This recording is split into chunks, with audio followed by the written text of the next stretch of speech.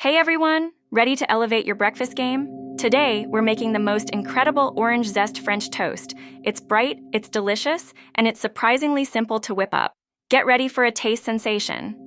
You'll need thick-cut bread, 2 eggs, half a cup of milk, a tablespoon of sugar, a pinch of cinnamon, and the star of the show, the zest of 1 orange.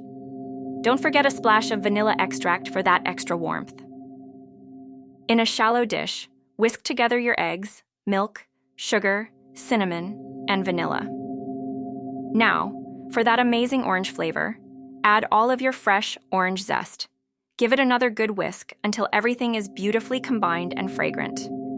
Heat a lightly buttered pan or griddle over medium heat. Dip each slice of bread into your orange batter, making sure both sides are evenly coated. Don't let it soak too long, just a quick dip.